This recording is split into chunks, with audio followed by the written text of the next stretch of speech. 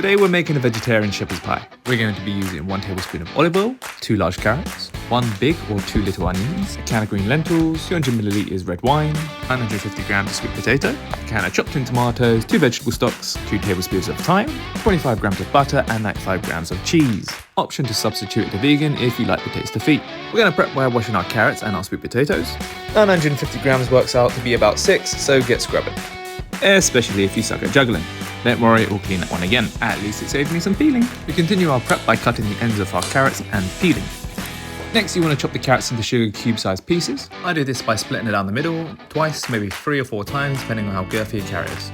And then across like this. I also added another carrot. Now you want to prep your 1 big or 2 little onions. Make sure to lube up your pan, add in your onions, and cook till golden-ish. Then add your carrots and your thyme. Option to use fresh if you're try-hard. We're going to be using 2 tablespoons, but feel free to go crazy because it's the only seasoning we're adding. Give her a very quick stir. Next, measure out 200 milliliters of red wine.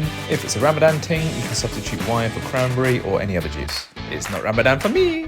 Next, add your wine. Don't worry, this won't get you drunk, unfortunately. Then measure out 150 milliliters of water and add it to your mixture. Grab your can of chopped in tomatoes, crack her open, and add in your chopped in tomatoes. Then crumble in both your veggie stocks. Once you've done that, give her a stir and simmer for 10 minutes. It's at this point I suggest boiling a big pot of water for your potatoes. Definitely chuck on the back burner. Next, we're going to peel our sweet potatoes. If you're low on time or just a lazy bastard, you can keep the skin on and go straight to chopping. You want to cut them into chunks.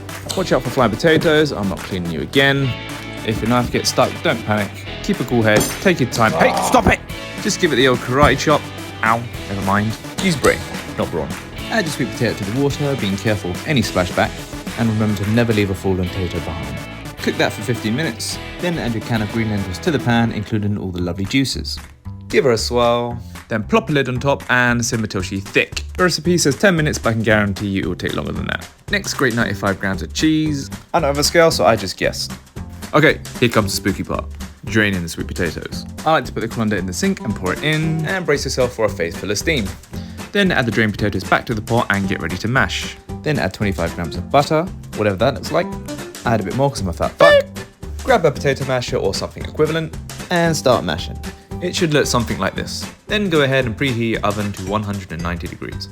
Hopefully your shepherds should have thickened up by now. Mine was still a little watery, but I really needed a shit, so I just poured it in like this. All my carrots cuddled to one side, so I recommend giving it a mix to even out the goods. Flatten it out and it should look like a mix of diarrhea and sick. Grab a spoon and spread over your mashy tater. I suggest not taking massive heaps, and do your best to keep it level all over. Almost finished. Sprinkle over your cheese. Turns out a whole bottle of cheddar is more than 95 grams, but I love cheese, so there are no mistakes. Lastly, you want to top it off with a bit of thyme. I sprinkled about 1.5 teaspoons over. Then pop it in the oven for 20 minutes. We must have been cooking a ghost or something, because I have no idea why it was so smoky. And there we go, we can finally poo. Never mind, the ghost triggered the alarm. Wash your hands and remove it from the oven. I'll show you a proper close-up when my fingers aren't burning. And here's our beautiful baby. I'm sure she tastes better than she looks. Grab a spatula and separate her into quarters. Make sure to dig deep and serve. I recommend holding it till it properly thickens because my pie was swimming a bit. It's probably at this point you realise that my pie looks nothing like the thumbnail. Sorry for the catfish, but can you blame me? And here comes the taste test. In all honesty, it's one of them foods that feels like there's food in my mouth, but it doesn't taste like there's food in my mouth. Kind of like most vegetarian dishes. 6 out of 10. Anyways, I hope you were all entertained.